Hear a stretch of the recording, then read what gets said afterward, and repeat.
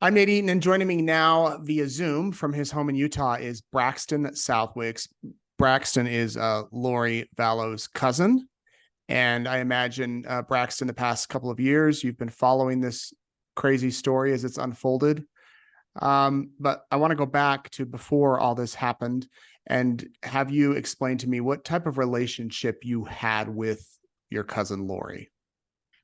Well, growing up, it was just Lori and I and my cousin Adam, because I'm in between the two of them. My mom and my Aunt Jenny both left Texas, where our entire family was, and moved to California. So really, we only had each other for cousins.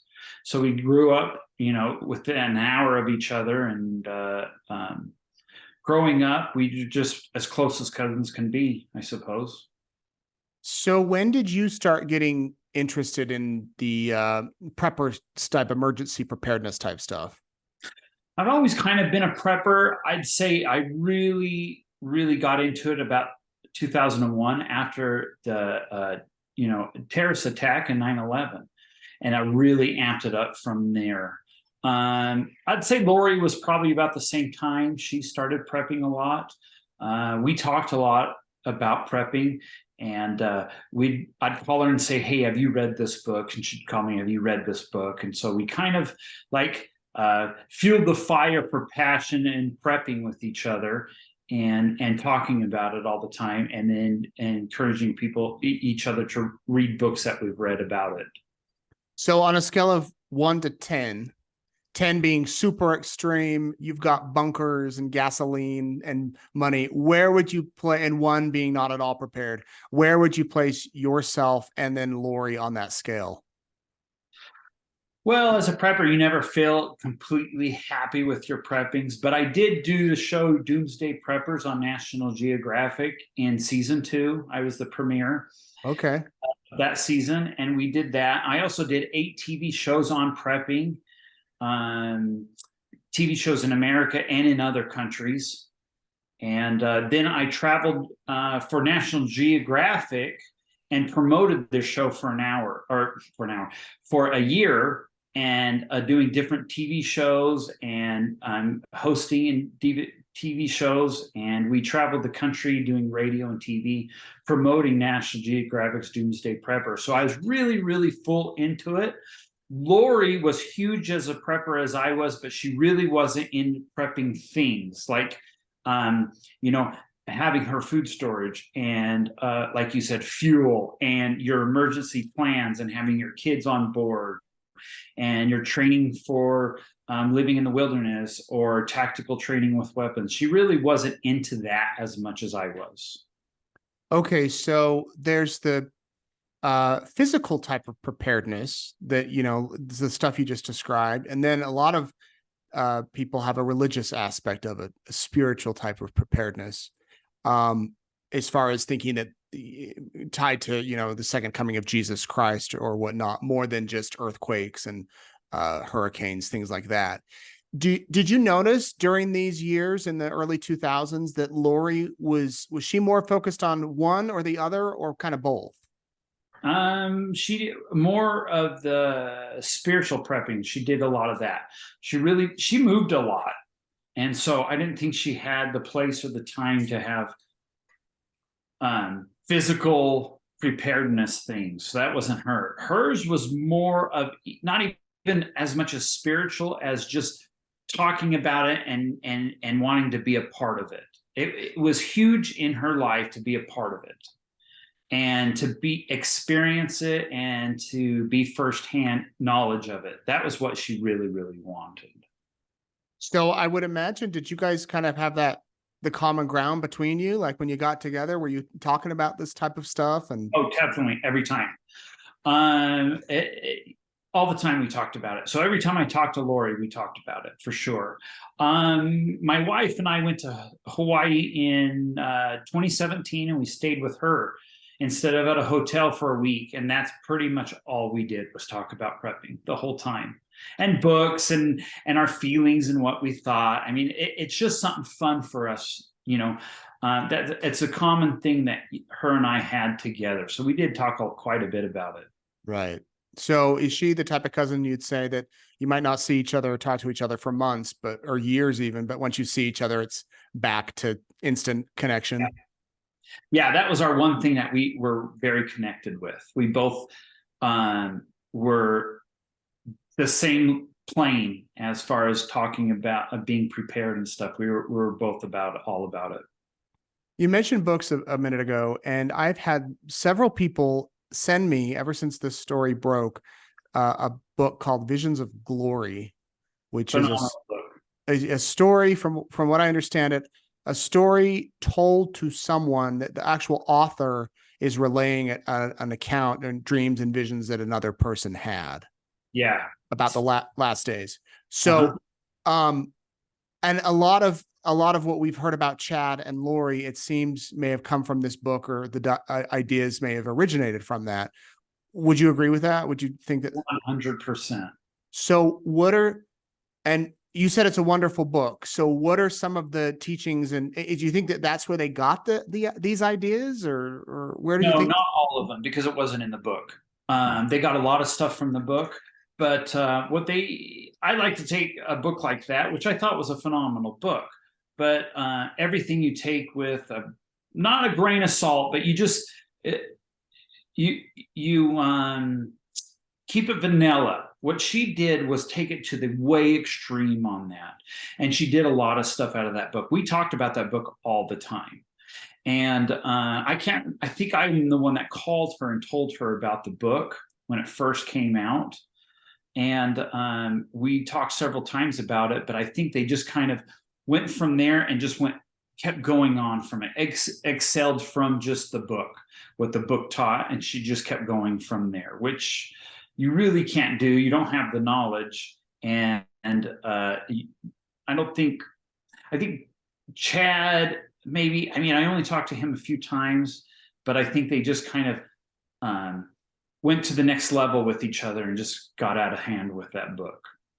Yeah, I as I mentioned, several viewers have sent me the book. One person even highlighted, cross-referenced the whole book with things we've seen in court documents and things like that. So, and it was very, very similar. But then some other stuff we've heard in court that didn't come from the books, as you mentioned. So, in fact, that just reminded me, when the police showed up to serve her a warrant, I think in one of the videos she has the book with her. I just saw that video not too long ago. Yeah, she was canning, and the book was sitting, and I thought that was very, very funny to see that. So did you ever, when you visited her in 2017, she obviously had not met Chad Daybell yet at that conference in St. George. Were you noticing that it had elevated quite a bit? That, no, just a tiny bit, maybe a little bit, but that wasn't uncommon. I mean, you read a book and you get excited about things and you talk about it, and then it kind of slowly dies down. And so no red flags from that at all. Is that the last time you saw her? Yeah, physically saw her. Yes, that was the last time. Okay. But then did you guys keep in touch at all, on the phone? Yeah, of course.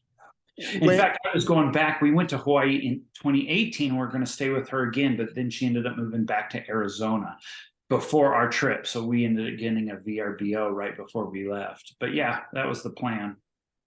All right. And you mentioned Chad Daybell. How did you meet him? I went to a Julie Rowe conference in Rexburg. And she was talking about her book, and I'm like, oh, I want to go see Julie Rowe because I loved her stuff. When she first came out, she was phenomenal. I loved her. I loved everything about her book. It had a great message, just like Vision of Glory. I mean, just a beautiful message. So I went and saw her, and then up front, some people were talking next to me, and they're like, that's Chad Daybell up there. And I'm like, oh, he was a publisher. And I thought, oh, that's cool, because he published a bunch of these books, of all these authors. And I thought that was cool. I went up there to get a book signing from Julie after the conference, and he was standing there. I never talked to him then. I didn't introduce myself or anything. I talked to him after Lori was arrested, and he called me because they were talking, about bailing her out, and they wanted some help. So that's when we talked 3 separate times about that. And so he called me then. That's when I really talked to him. And did you want to help bail her out? Yeah, at first, no, I wanted to, of course, I wanted to help, but at the same time, I'm like, I'm not going to, I'm going to let this play out. By the time Chad called me, the whole family was just kind of like, it's just not adding up. At first, we get it, she's hiding the kids because she didn't want JJ to be taken by his other family members, the Wilcoxes, and so she's just keeping them out of the way. So that's the family's told. That made sense to me, okay, and everybody else. But after a few weeks, I'm like, it's just not adding up. So when I did talk to Chad, I was like, I said, I'll help out and let me know what you can do and everything else. But then it was like, I'm not gonna, I had to put up my house to do it, and I wasn't about to do that. Yeah. I understand he had called quite a few extended family members in his family and Yeah, and he Lori's. asked me about other family members too, if he could call them. Yeah. So when the backing up a little bit before Chad called you, when the news hit that two kids were missing, and then you find out their parents are Lori and Chad, what did you think then? Did you know that they were married and that, Charles had died and Tammy had died, all of that? Yeah, I knew all that. And well, the family, well, me, this is what I was told was that they were just hiding the kids so the Wilcoxes couldn't get to them. And at first, because they were going to take JJ, it kind of sounded okay. That was questionable, but after a week, I'm like, it just didn't add up for me. Did you think in your mind, like, this is not the Lori I know? Or did you think, well, this kind of is her if she's that devout in her beliefs? I mean, what were you thinking seeing this was your cousin? Sometimes she is a little extreme on things and a little out there, not in a bad way. It's just her personality. But yeah, this was more than I've ever seen. And so yeah, it threw a red flag for me. Absolutely. And then when you find out that the children are dead at Chad's house, what was your reaction? I was absolutely floored. I didn't expect it from Lori, and I didn't expect it from Chad. I mean, I talked to him. At this point, when I did talk to him, I thought having control over Lori and all this, and he's telling him how powerful he is and everything he can do. I'm like, this has got to be the most charismatic, awesome. Like, I was expecting to talk to him on the phone and be like, wow, that guy is just. I just wanted to listen to him. And when I talked to him on the phone, I'm like, he's the most vanilla, plain, just soft-spoken guy. And I'm like, what is going on here? It just didn't add up for me. And so it just didn't add up for me at all. Yeah. When you see what happened with the case, found guilty, multiple life sentences, do you think that Lori truly has religious delusions, that this is all based on mental illness? How would you just describe it, knowing her? You say mental illness. And I know people said it before. Lori, my whole life, has been an absolutely phenomenal mother, an impressive mother. And this has just come out of left field. And I think if Chad wasn't in Lori's life, she would still be a phenomenal mother. I think the two of them really ramped it up, just went all haywire. I think it took the two of them, not just one. So I was absolutely surprised. Talking to Lori in the past, she always said, going through the second coming is going to be absolutely horrific. And we're going to all have to deal with a lot. And she always said, I don't want my kids to deal with that. I get it. I'm a dad. I don't want my kids to deal with all the crap we're going to have to too. And she's like, I just don't want them to deal with it. And I'll just drive us all off a cliff. She used to say that all the time. And I get that. As a dad, I'd say the same thing because I don't want my kids. But it was something everybody would say. She wasn't about to do that. I think her and Chad together, I think honestly, she didn't want her kids to deal with what she thought was coming. I think Chad convinced her that the second coming was starting at the end of that year, and nobody's going to know what they did. And Lori really didn't want her kids to deal with the heartaches that they're going to have to deal with. And I think that's what she mentally thought. And together they decided that the children shouldn't have to deal with it. Now, the whole demon thing and the black spirits and the dark spirits, all that stuff, I never heard her ever talk anything like that ever. That had to come from Chad, because really, she's never once said anything like that to me ever. Hmm. Did she ever predict a date that the world would end? No, no, and a lot of preppers will think sometimes Julie Rowe like made dates, and the visions of glories. You from reading the book, you kind of can make your own date, but no, we have never ever pictured a date ever. She never once told me a date. I never thought of a date for her. Just being prepared is all we talked about. Did So I you? think that came from Chad, maybe. Okay. Were you or are you a member of IDAHO? No, All right. I got invited and I went on their website, I think twice. And it's just, it was kind of off the wall for me. Yeah. I didn't like it. So looking at all of this now, do you think that, I don't want to say did it give preppers a bad name, but or religious fanaticism, or there can be very rational people. There are very rational people in every group of people, and then there can some that can take it to the extreme, and then there's some that really take it further out, which it appears to be what Chad and Lori Daybell did. But do you think she got caught up in all of this too much? The books, going to these conferences, things like that. That if she would not have done that, we'd have a different outcome here. I don't think she would have. I think it should still be the same old Lori today if she didn't meet Chad. Here's the thing where I think, when you prepare your whole life, you spend countless time reading books and preparing and having a plan. And if this goes awry, we're going to do this and this and this, and have plans and your food strategy, your survival strategy, and everything. And you do this for years and years and years and years and years, and you're waiting for it. You kind of almost you're kind of expecting it to come, and you kind of want it to. It's like military. Those guys train and train and train, and they're ready for war. They want to go to war because they've trained so much. And I think preppers are kind of like that a little bit too. They want to be test themselves. And I think Chad came along, and the most powerful person I think in the world was somebody that says, I know the future.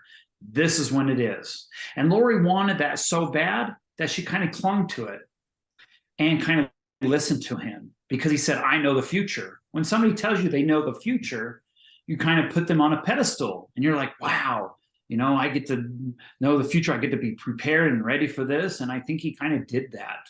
And that's what drew her to it. And so do you think that he believed it, or was he just trying to get with her? Yeah, I don't think he believed it. I think he wanted to it. He had all these people that had visions and dreams and everything, and he published books, so he knew a lot of people. And I'll bet you they all maybe put together, I think, this date, and I think he just added it on there. But you have somebody like Lori, who Lori is, if you ever hung out with her, she is the coolest, funnest person to hang out with.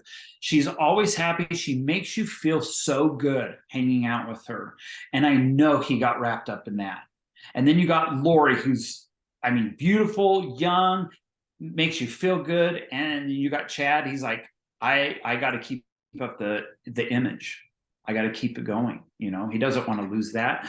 When you have a beautiful woman pawing after you, you'll just about do anything, including tell people the future, to keep that going.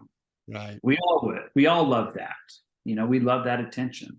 Did any of this at all cause you to not doubt or second guess some of your prepper beliefs, but think, no, not in the slightest little bit. Yeah. Still a huge prepper. I love it. I talk to people about prepping. I help people prep. It's something I really, really like to do. I'm huge into gun training. Not that that's a prepper thing you have to do, but I just love it. I've done thousands of hours of it, and I train people. It's just fun for me. It's one of my hobbies. So I Yeah. always love it. I'll keep doing it. The world is really, if you've noticed, really turning around right now.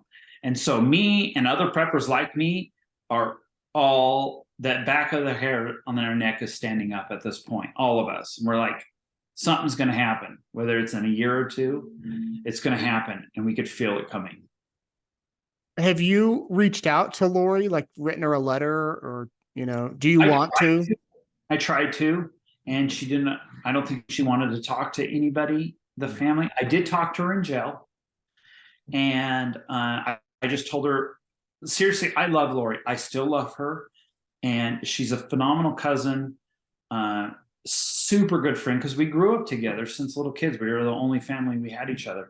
And I absolutely love and adore her. And it breaks my heart what has happened to her and her family, and to our family. She completely went off the wrong road. And I just feel horrible for her every day. I feel horrible, and I pray for her every day, but I absolutely love her. Yeah. All right. Well, anything you want to add, Braxton? No, not at all.